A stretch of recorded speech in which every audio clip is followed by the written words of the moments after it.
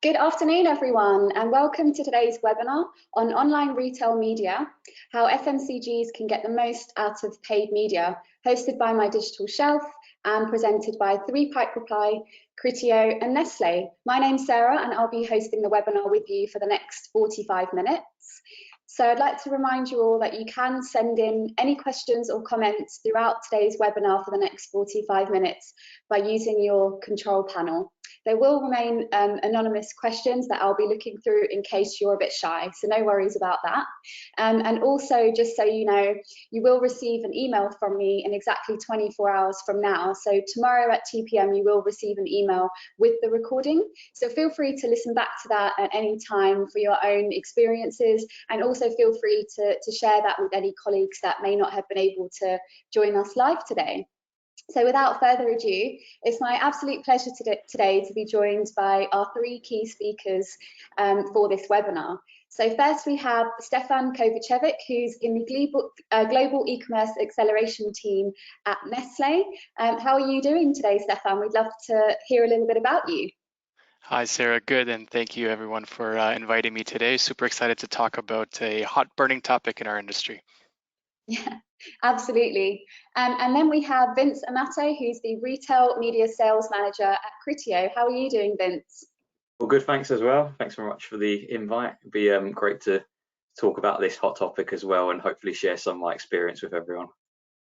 Yeah, we're really looking forward to it. It looks like most attendees have joined now. And how about you? We also have Tony Thomas, who's the Head of Digital Shelf Optimization at 3Pipe Reply. How are you doing today, Tony? Good, Sarah. Looking forward to having a meaningful discussion today with Vince and Stefan. Oh yeah, absolutely. Really excited. I know we've got a presentation coming up by Vince and Tony. I've had a little sneak peek at it. There's some really great insights. So we're ready to go with that. So we'll have some slides and some insights by Tony and Vince. And then we'll have a panel discussion where we'll hear from Tony, Vince and Stefan on this topic. So feel free, as I mentioned, to send in your questions and we'll have time for those at the end to answer the most interesting ones. So over to you, Tony, to take us through some of your slides. Thank you, Sarah, for the intros. My name is Tony. I'm one of the co-founders here at 3Pipe Reply. We are a brand performance agency based in London, around 88 people strong, 15 years old. We are part of the Reply network, having around 42 offices around the world. Relevant to this conversation, we have 6 full-time developers creating our own tech stack, which helps us with digital shelf optimization, which is one of the suite of services that we offer. We look at monitoring tools, which help us with performance audits, and we track important metrics such as product availability, content gap analysis, which looks at where your images and assets are with relevance to your competitors. We also help with copy and title optimization and advice on category placement. We also have a database of around 30,000 shoppers that are segmented by supermarkets or retailers to help with ratings and reviews. And for online retail media, we align with your current advertising and promotion in order to make it more efficient. These are some of the retailers that we work across UK and Europe, and these are some of the clients that we work across UK and Europe. As you can imagine, it's quite a wide range. So the topic that we are discussing today is online retail media, and we feel that we should start out by trying to define what is online retail media. It is defined as a retail media network when retailers set up an advertising platform on their website, app, or other digital platforms within their network. This allows the store and other brands to advertise to customers on their own sites, and the best examples are somebody like Tesco and Asda. It's pretty much comparable to an in-store advertising in a digital format. Now, we might wonder, why is this important? I'm sure you have all seen it in the news from the different data people saying why it's important. Boston Consulting Group, for example, puts it down as a 100 billion media opportunity for the retailers, while Merkel has a different opinion on why CPGs will be spending more there. And more importantly, there is an non-endemic ad revenue opportunity. And what this means is brands that are not supplied or listed within the retailer can actually advertise on the network. To look at this from an extreme point of view, Nike is not stocked at Tesco, but they can actually buy into the network. But that is going into the future. So let's look at what the model currently looks like. Essentially, the retailer works with brands to create demand for the products that the retailer supplies from the brands. Now, this retail media is helped by audience-based insights and technology, which leads to more personalization. This in turn leads to more incremental traffic and sales, which is to a certain extent funded by the vendors. And this sort of creates a closed loop. So what does this actually mean for the retailers? It means that retailers can now provide a much more personalized shopping experience. They have a better relationship with brands. They get funding from the vendors, which leads to a reduction of the media costs. But most importantly, what happens is that this is a massive new revenue stream for the retailers. Walmart announced about 2 days ago that they made $2.1 billion from their advertising network, which doesn't sound like a huge number when you look at it in context of Walmart's big earnings, but it's a start, and 2.1 billion is not a number to be sniffed at. And this has been followed by 9 out of 10 of the top retailers in the US already starting to have their own media network, and the UK isn't that far behind either. Now, looking at this from a brand's perspective, the next 2 slides take us through what this actually means for brands. The first thing that brands absolutely like and love here is access to first-party data. I'm sure you will all agree that there are few things as intimate and revealing as our shopping carts, which tells the retailer about all our shopping habits, our wishes, our habits, right? Here, the data is, because it's first-party data, it's a lot more clean and reliable than third-party data. The data is collected at the point of sale, which gives a better insight into the buyer behavior, which leads to more personalization. Now, personalization has a huge role in creating campaigns that convert, for which accurate data is really a must. Now, here, with regards to online retail media, it's easier to tie the ad spend to sales, easier to do the attribution, and the ads drive visibility to a shopper who's already in a buying frame of mind. And also, first-party data becomes quite valuable here, given the impending death of cookies. Now, to tell us a bit more about how the online retail media works for brands, here's the man of the hour, Vince. Vince, over to you. But sorry, before I should have said, there are 2 current solution providers in the UK. One is called Criteo and one is CitrusAd. And there are subtle differences between the 2. Criteo integrates with the retailer website and the clients have full control. And retailers currently using Criteo are Asda, Morrisons, and Very. Meanwhile, Citrus is a white label solution, which is controlled by the retailers and is currently live on Tesco and Sainsbury's. Now, without further ado, over to Vince. Vince? Cool, thank you, Tony. Thanks for the introduction. So hello everyone, I'm Vince and I am the sales manager at Criteo Retail Media. So today what I wanted to do was offer people a practical overview of what retail media is, but also offer some tips for brands looking to get started or want to improve in their current practice. Oh, sorry, Tony, there you go. So as you've all experienced, not just through our own industry, but as consumers, e-commerce has exploded. If we look at the chart on screen, the ONS data shows that shoppers have progressively shifted their purchasing online over the last 10 years. And even without the pandemic, I think the trajectory was upwards and inevitably where the future was heading. The pandemic has just sped things up. So visibility across the digital shelf has, oh, sorry, back Tony, one more. Visibility across the digital shelf has become essential as physical in-store. So it's no longer a nice to have, but something that if brands aren't supporting or investing effectively in, not just going to lose out on a few percentage points, but also continuing growth of that industry going forward, which is supposed to reach 38% by 2026, according to a Future Retail report.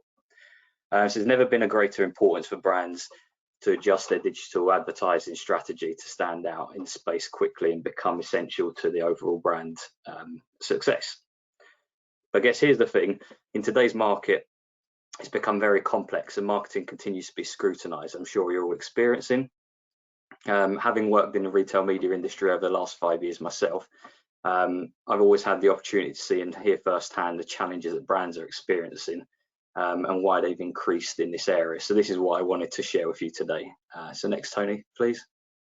So what I wanted to do was take you through some of the challenges that I've had and how retail media can help.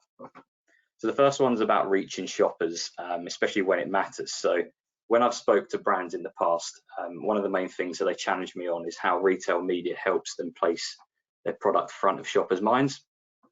Brands are progressively finding it more difficult to stay top of mind, especially with ad spends following the consumer eyeballs online, and this causes more noise in the market. So trying to find some traction within these areas is important. And even at point of purchase, there's limited availability, as I'll show you later on. Brands can no longer rely on brand loyalty, and therefore fighting for this share of voice is really important, especially when brands have poor organic rankings amongst some of their products because the algorithm making them appear lower. Next, please, Tony. So I've just taken a snippet for some research, and especially from some that Criteo showcased, we tend to see that 91% of all products viewed are from the first page, and sales come through those.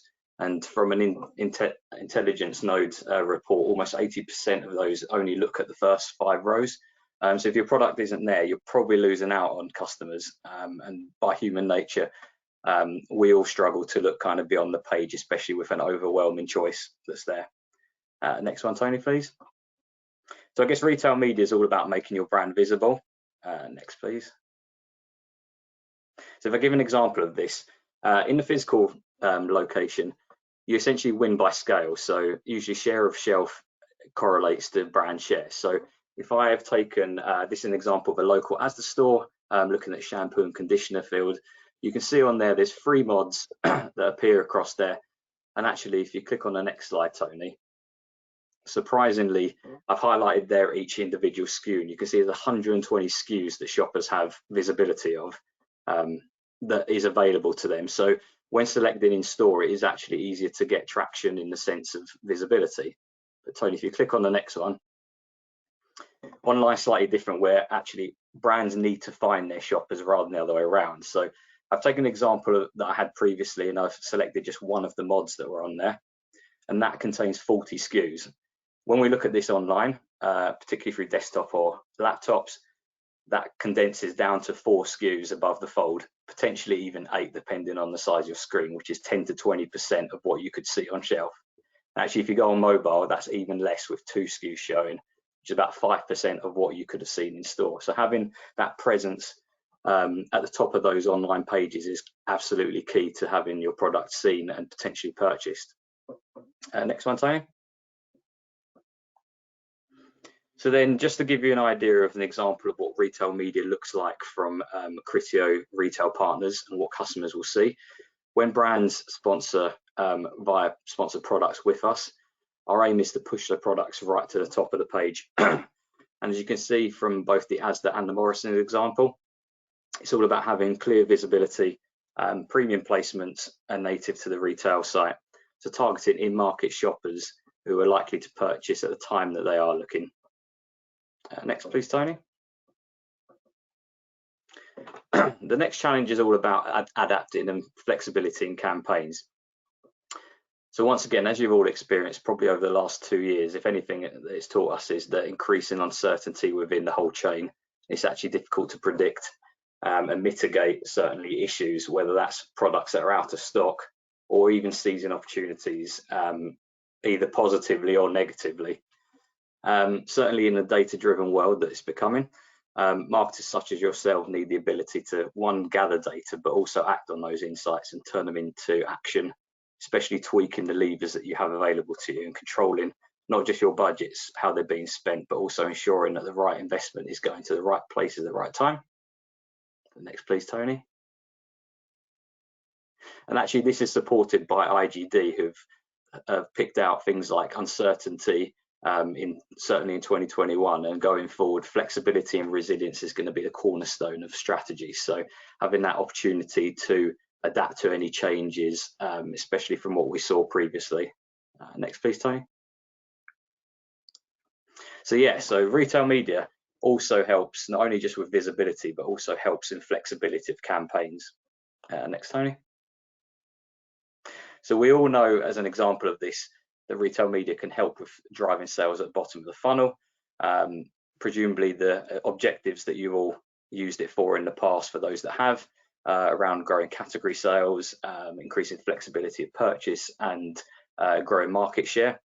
And typically you would plug in your budget, you'd pick your campaign duration, and you'd select the products that you wanted to support for these. Next, Tony. But then what happens when you need to adapt? So for example, there's 4 that I've picked out here. So if a competitor comes into market for promotion, pushes your products out, if your products go out of stock, if you need to shift your ability to support products in key seasonal periods, or if you're launching a new product. So if you click on next one, Tony.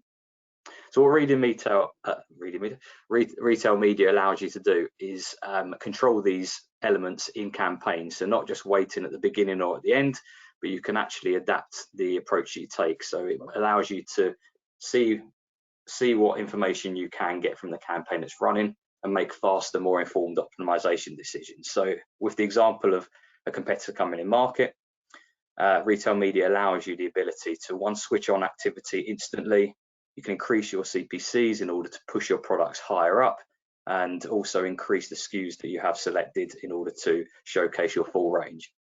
If your products are out of stock, you can switch retailers quite simply, or you can switch the SKUs that you are supporting from one product to another. There's no more of the creative that's used and having to recreate the banners. For seasonal push, you can increase your daily pacing, so you can have a standard campaign that's running and increase the pace so that your products have more opportunity to reach demand during that period. Or you can swap out seasonal SKUs whilst pausing your regular SKUs at the same time. And for launching products, you can upweight in specific periods of the retailer's website, such as search, so you can improve your discoverability, but also you can specify the retailers that you run across. So if you had launches within particular areas, you can specifically focus on that retailer. So as a self-service platform, retail media puts you in control and puts the brands, gives them ability to adapt, access not just faster sales insights, but also drive real-time ability to optimize more effectively. Next, please, Tony. And I guess the final challenge, which everyone I'm sure is aware of, is that marketing budgets continuing to be scrutinized much further and further. Certainly shifting into these newer unfamiliar channels that have been happening over the last 18 months has kind of ripped up the rule books for a lot of marketers. And certainly these new elements are a bit of a struggle to sell back internally and make sure that you can attribute and justify value across the whole funnel. Certainly from channels that I've worked across in the past above the line, there's lots of different ways to estimate media impact, and certainly retail sales through things like statistical modeling. But these can often be expensive, and typically they are received well after the campaign is finished. So there's not much opportunity to, one, understand impact straight away, but also it could be difficult to apply these going forward for other campaigns. And much of this information is usually measured and heavily dependent on third-party cookies, as Tony mentioned. So we all know that these are being discussed quite often recently, and they're probably not too long for this world. So first-party data is somewhere that marketers need to pull a lot of their effectiveness data from going forward. Next, please, Tony. So this is a report from Forrester, who have also confirmed that, with 71% of marketers revealing that actually next year, essentially showcasing the value that marketing brings to them up to the C-suite levels is going to be very challenging for 2022. So hopefully retail media can help to establish some of this and make your lives a lot easier. Next, please, Tony. So it's all about making your activity accountable as well. Next. And actually, from a retail point of view, the attribution capabilities that they offer are extremely attractive for the likes of yourselves who are looking to connect your ad spend to sales directly.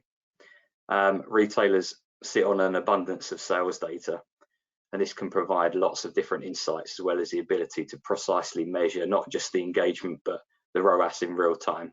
So you can dip into the platforms that we offer, especially the example on screen is one that Criteo offers. You can dip into this platform whenever you want throughout the whole campaign and see almost in real time the sales that you are projecting and how it is impacting and increasing, decreasing on a day-by-day basis. This allows you to link the spend all the way to your e-commerce data, but not just from a campaign overview. You can drill right into your SKU level, so you can see exactly which SKUs are performing, which aren't, and then you can adapt your ability to measure and showcase internally which products you should support on the next go and which ones you should potentially swap out. So this report is not only just helpful for tracking and reporting internally, but also from my own experience, having worked at dunnhumby before, a lot of brands need to justify their products and performance to the retailers as well. So having this on hand helps to showcase how your efforts are actually shifting the dial on their side as well. Next, please, Tony. So I guess in summary, the main three things that retail media can help yourselves with going forward in 2022 is one, visibility, so helping your products get in front of shoppers at the moment of purchase. Flexibility, providing the ability to make faster, more informed decisions and pivot to change, most importantly, when things do adapt with market changes.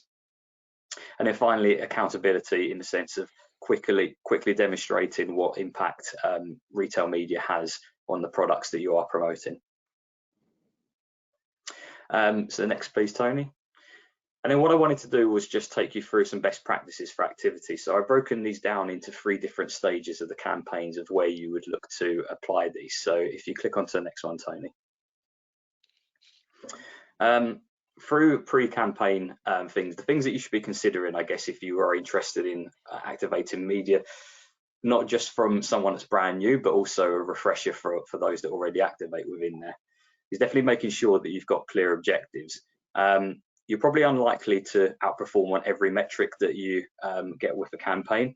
So therefore, it's important to be clear and realistic about what retail media specifically is looking to achieve, both on a campaign and SKU level. Therefore, if you have this in place in advance, it makes the efforts to focus accordingly throughout the campaign and make sure that you get the results that you want at the end. It's also important, I think, to ensure that you are supporting, if you are supporting things like NPD, the familiarity is quite low for these products, so you can't expect to have a very strong ROI, but therefore driving things like visibility is key. So perhaps sacrificing higher CPCs in order to show, in order for your products to show first and encourage clicks would be more preferable. Whereas on the other hand, if you have more established products, your objectives might be around things like ROAS, because you're likely to drive sales on those brands.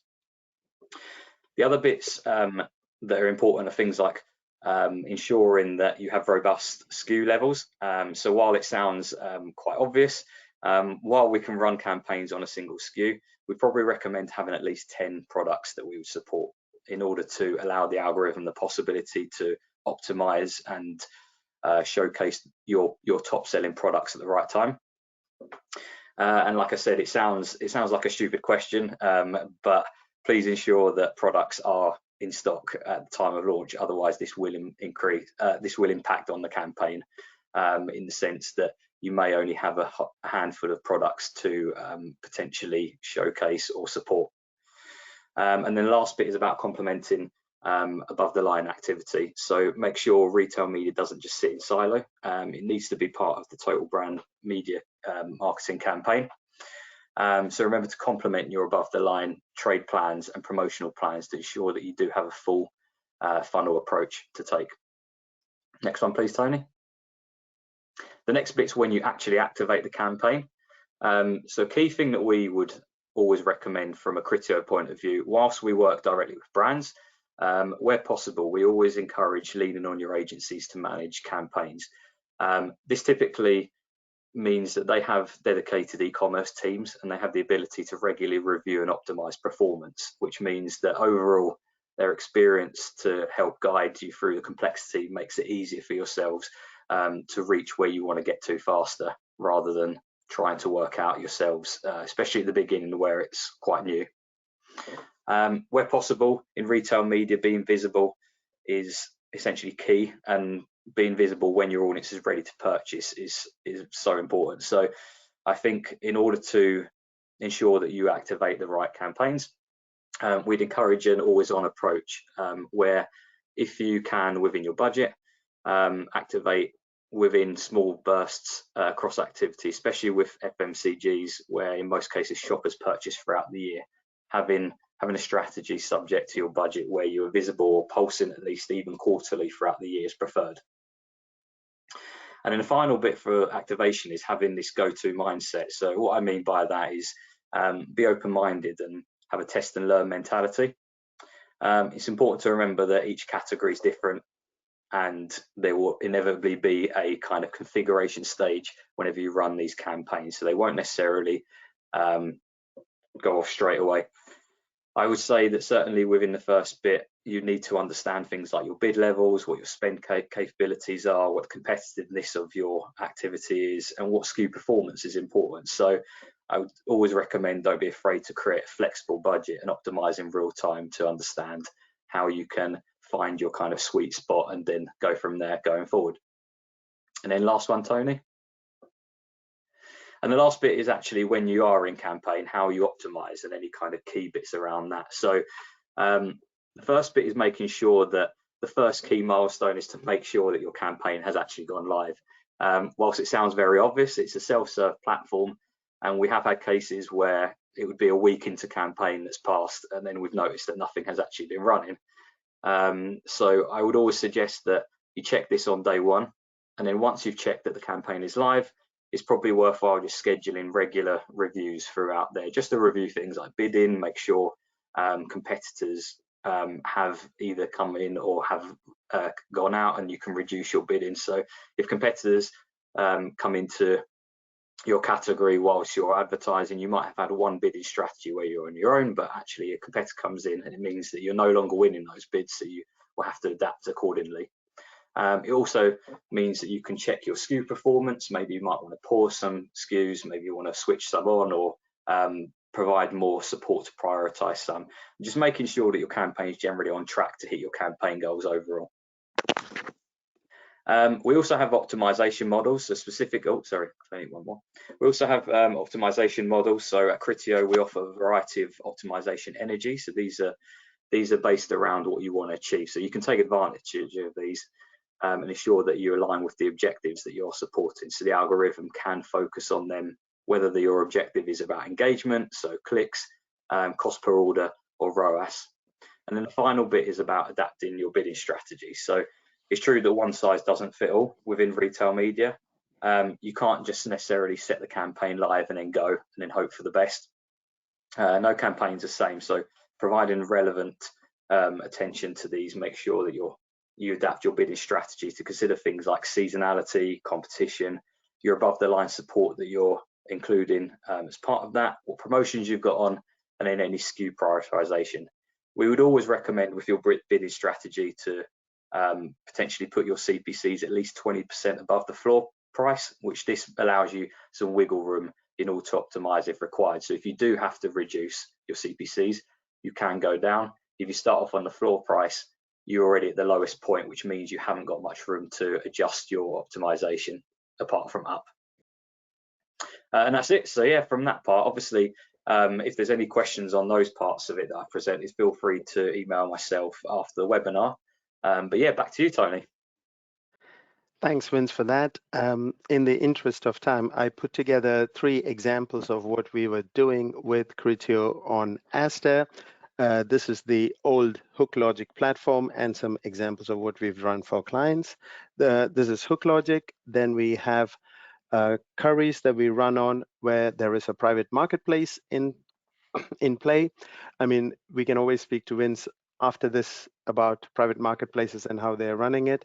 And this is a little bit about Critio's newest offering, which is the retail media platform.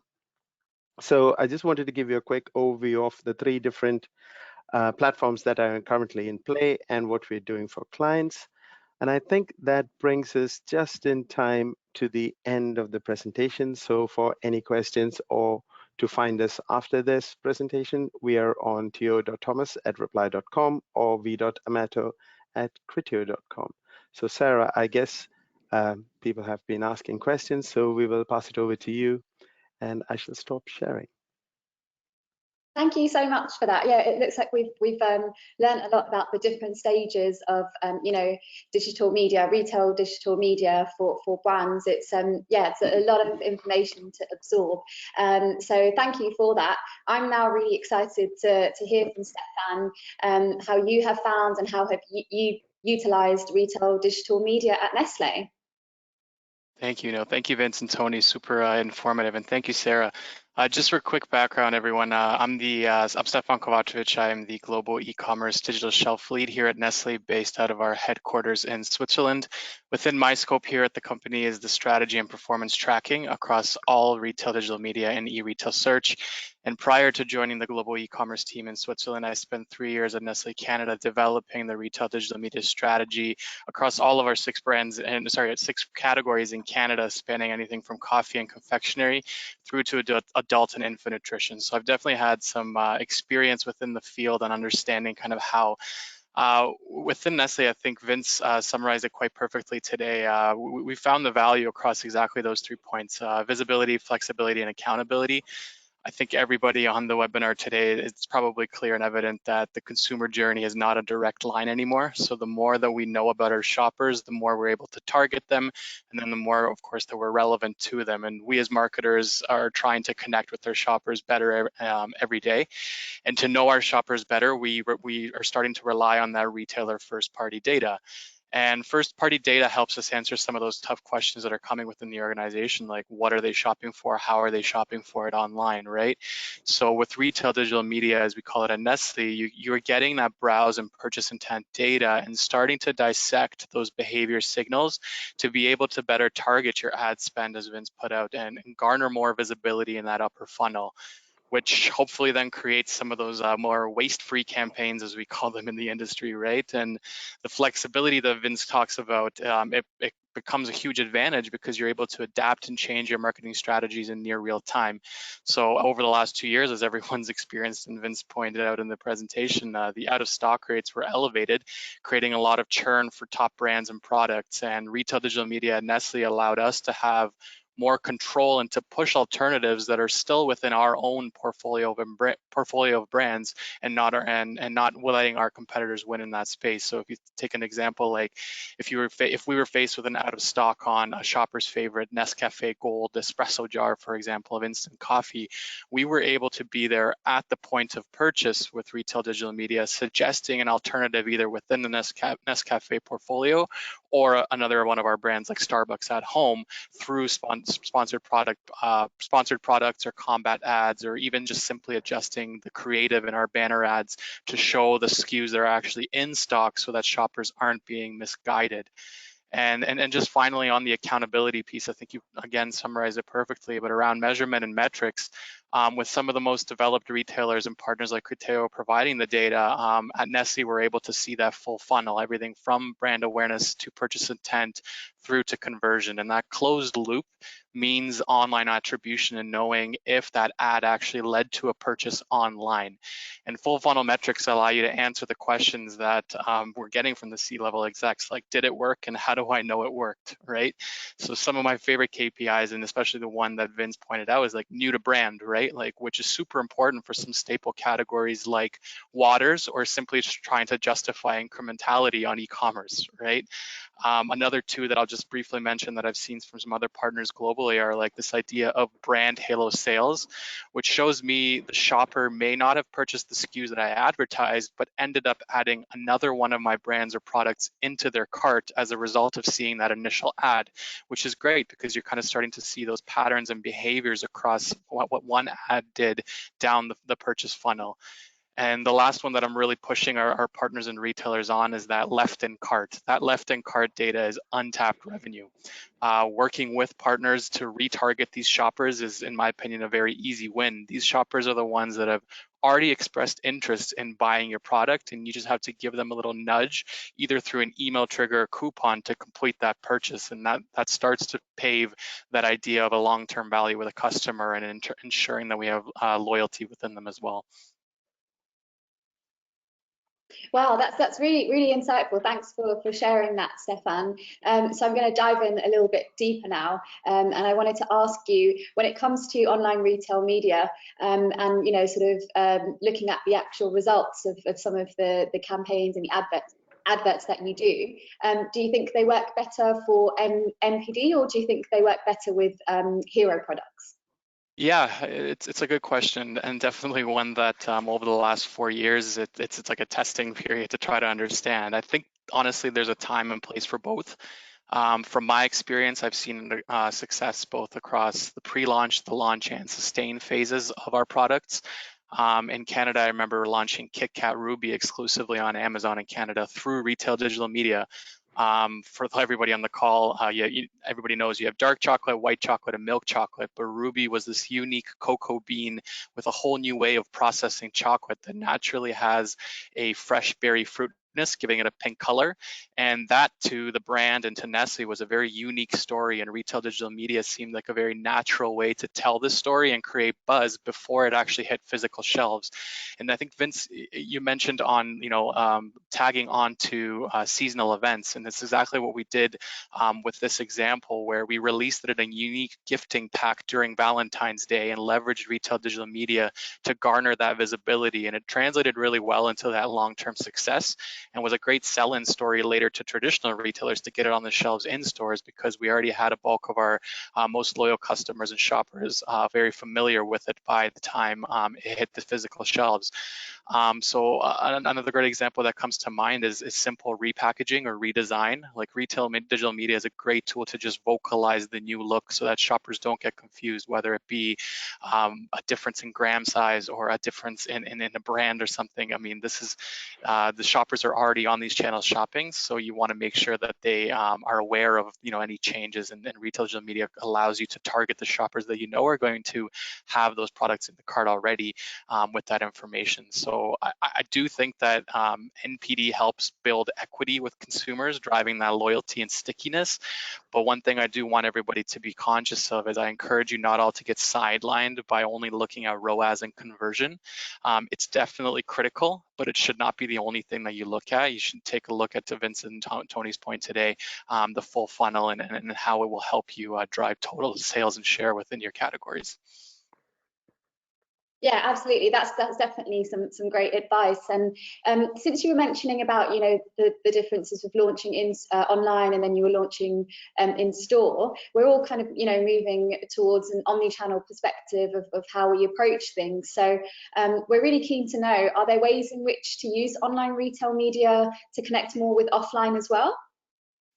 Absolutely. I think the most successful retail media networks and platforms combine brand activations with performance activations. So you got to think of upper and lower funnel, in-store and online. It needs to be more. It needs to be, as I mentioned, more than just media and truly full funnel. And that involves ensuring that in-store and online teams are working together to create a holistic experience. And that oftentimes isn't easy, not just internally within the own walls of brands like Nestle or other competitors, but because retailers many times are sitting on separate teams between their own media and category teams. So this idea of enterprise planning to create these omni connections is when you start to see impact. Leveraging retailer flagpole or co-vendor events and programs that address shopper missions becomes the key to success. And at Nestle, we have this idea, and we like to think that the shopper is channelless. So they don't see it as I buy this online, this in store, this in the convenience mart, this through a delivery service. They intertwine and learn about our brands and products at every touch point, and it's our obligation to be present at every one of those touch points. So how are we working with category teams to ensure that we have retail digital media campaigns live? We need to make sure that when they're live, there's an end cap support in store with a trade offering driving to conversion, and that it aligns with the overall media campaign across other strategies across search, digital, social, connected TV, etc. One of my biggest learnings in this space was the first one. It was a failure. I set up what I thought was a great campaign through Criteo for Halloween in Canada on Walmart online. But when I went in store, our main competitor owned the shelves. And despite selling more online than I did the previous year, our overall share decreased. So you need to make sure that you connect all the dots between online and physical. And that's really how retail digital media, you should leverage retail digital media in connecting the online and offline. I have so many follow-up questions. I'm just trying to now think of what you've just said and what I want to kind of dive more deeper into. So you mentioned, this product where you weren't winning against your competitors in store. So that's really interesting. So on the topic of competitors, do you feel that you're winning more from competitors or own label, specifically online with your online retail media? Listen, given the amount of categories and brands Nestle has, there's no clean-cut answer to that, but I like to think that we're definitely winning. I think our teams are so strong, and the way that we are approaching holistic planning, that's exactly the intent and our goal. What retail media provides us is a view into potential hazards, right? So out of stock rates, as I mentioned, as they were elevated over the last year, they created a lot of churn for our most sought after products, and this meant that shoppers were often forced into trying new products, and this provided an ideal opportunity for smaller brands to gain a foothold, and retail digital media was the best way to do so. And it's significant because new product trial can be positive. And if so, the challenger brand then often slides into a shopper's favorite in the app into their checkout or favorites, or simply becomes a repeat purchase. So this can have long-term consequences, and we've leveraged retail digital media ourselves to become smarter and more educated to prevent this, to get ahead of the plans and to get ahead of these potential hazards, so that we can align ourselves and be a little bit more strategic. That absolutely makes sense. And another follow-up question, I don't think we can have this discussion without talking about data, right? So that word has now come up. And I think, well, I'd like to hear your perspective, Stefan, but I think would also really like to hear your perspectives on this, Tony and Vince, if you also have like some tips for the audience. So it's kind of a two-part question. Obviously, you're relying on the retailers for this data, right, as a brand. So do you get, can you share maybe your tips or your advice for the brands around getting good quality data from your retailers? So some of the things that you may want to see are like, how many people have abandoned your cart, what's the impact been on other product purchases, things like that. So that's kind of like the first half of the question. And then the second part of the question is also maybe kind of like the more longer term results that you want to be seeing. So beyond the sort of few days or 1 week campaigns, when you're looking at sort of long-term shopper acquisition or penetration or customer lifetime value, are you able to get that from your retailers? Is that something that's kind of still in the works, and how are you going about that? I think there are a number of ways in which this is currently happening. And I'll try and answer parts of the question because it's quite a wide question. Yeah. The first thing is, I don't think any of the brands are doing it in such a short time period as we think they are. Nobody is doing it over a month or a week. All of the brands that we currently work with, once they do it the first time and they realize the value that it provides, they keep it going over a long period of time. So for example, we've got clients who have started out with the NPD launch, but have been running it quite close to 6 to 9 months because they know that visibility is paramount as you go through. So that was one bit of the question. The second bit of this is if you look at the other suppliers in the market, they have tied up the results of the online retail media campaigns with their loyalty programs. Right. So that is how Walmart in the US are struggling with Walmart Plus to get this integrated. That integration hasn't happened. However, in the UK, you have had Tesco and Dunnhumby do that. Nectar 360 with Sainsbury's. So it is happening, and I think we are still in that exploratory phase where we are identifying what actually can be done, and every retailer and every brand is experimenting to get the maximum value out of this. They know that there is value out here. It is how to squeeze every last drop out of it. Hope I haven't taken up too much to answer that question. Maybe Vince. No, I was going to say, similar to yourself, Tony, I think it's good to keep in mind that retailers are, big machines that are kind of running, and they have, a lot of things going on. So I think progressing into the future, data will evolve more and more as time goes on, and different ways of cutting that. Certainly from a Criteo point of view, whilst you have the retail media that plugs into the platforms that we use, and you can understand the general summary data, so campaign level. We also have additional reports that you can run off the back of that, so things like attribution reports and things which will allow you, similar to what Stefan was saying, where you can see which products have been clicked on and then the halo effect of what they're actually purchasing. So that will add extra elements of data beyond just a sale. But also we offer things like data insights and advanced campaign reports as well. So these are part of our additional suite. So some of them are paid for services, but come the end of the year, we offer ability, once again, similar as Stefan was saying, things like how do you understand what new shoppers are coming to market? What's your organic traffic? How are you performing generally in the market? Not necessarily just when you're running campaigns. And also what impact media has had versus when you are off media. So there are lots of different options, and it's not just necessarily a case of just sales and ROAS. We have plenty of data that can help make those informed decisions. And like I said, it's definitely helpful for not just for the retail point of view, but also to help drive things like your above the line and understanding which products you should be promoting within your kind of like TV, press, etc. campaigns. So there's a much wider, broader spectrum on that. But yeah, like I said, retailers are evolving constantly, and more is becoming available as time goes on.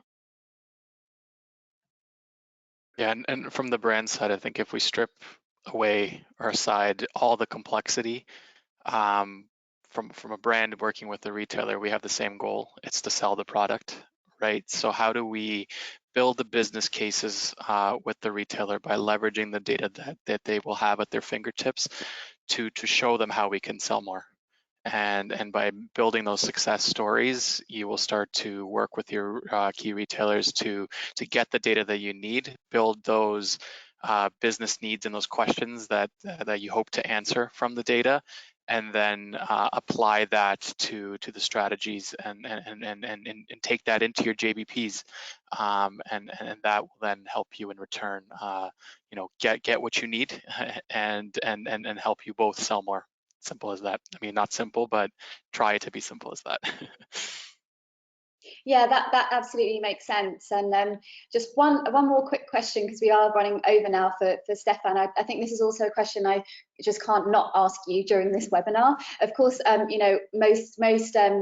a lot of FMCGs had a big boom over the pandemic, and you're now sort of looking at what we call the new normal. So what have you been doing really to kind of retain those new shoppers that you acquired during the pandemic? And also, I guess, a two-part question as well. When it comes to retail digital media, a lot of people think it's just for acquiring new shoppers. So what's the shift between acquiring new shoppers versus still putting your digital ad spend on retaining those long-term shoppers? Yeah, no, it's a great question. I think the new norm, it's changed shopper habits, right? So where we're trying to necessarily, continue to build on and understand what are those shopper missions and how are they fulfilled today. That over the last 2 years, it should come by no surprise, especially those sitting here in Europe on the call today, the emergence of and the rise of the emerging channels like last mile delivery intermediaries or these delivery services. Like, how are we adjusting even the retail digital media strategies within those.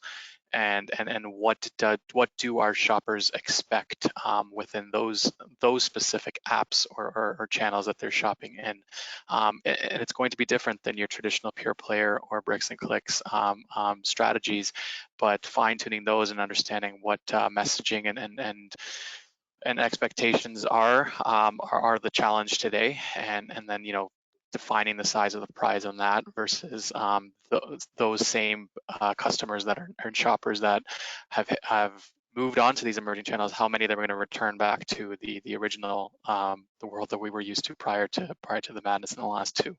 So that's really where our thinking is. It's stretching beyond, and yes, it's figuring out how many more of these data points can we connect together to then build a map of an understanding of where is our shopper, where can we continue to be front and center when they expect us to be. I think so. If I can just add an additional point as well onto there, with regards to kind of retention of shoppers versus the kind of new argument, I think certainly my experience of running campaigns for certainly the last 5 years has seen that sometimes there is a bit of neglect with maintaining that presence amongst shoppers that are already yours as well, and that's almost as key, if not more important, than bringing new shoppers on board. There's certainly campaigns that I've run where we've gained £1 million worth of additional sales from new customers, and then when we've looked, we've probably lost £1.5 million from customers that have not been retained. So it nets out actually from gaining £1 million and a whole new set of shoppers as a good result. On the net kind of overall look, it's not as effective as it could be. So I think just having that presence, making sure that if you're not necessarily targeting those current customers, the key is just to have that presence, to always be top of mind, always make sure that your product is being seen. That way, if there is an opportunity for shoppers to potentially switch away from your product, they know that yours is still available and exists and is certainly firmly in their consideration point as well. And that's probably the most you can do, I would say. And there will be dependents, things like pricing and promotions and seasonality and things, but ideally you want a happy blend of both. Absolutely, yeah, that makes sense, and that's definitely some great food for thought for the audience, I think, as a note to end the webinar. So thank you all so much for taking the time, and some really great insights. I think we had a really great discussion there, and I think we could probably talk the whole afternoon about this topic, but unfortunately we have come to the end of the webinar. So thank you again, thank you everybody for listening in as well. We hope you had some great learnings and insights from today's webinar. And yeah, if you have any other questions, or if you'd like to be connected to any of our speakers today, I'm sure they'll be happy to be connected with you. You can find them on LinkedIn, or you can feel free to drop me an email with any other questions or follow-ups that you have. So hope you all have a nice afternoon, and thank you all again. Thank you very much. Great, thank you. Thank you, Sarah. Take care, everyone. Bye. Thanks a lot. Take care.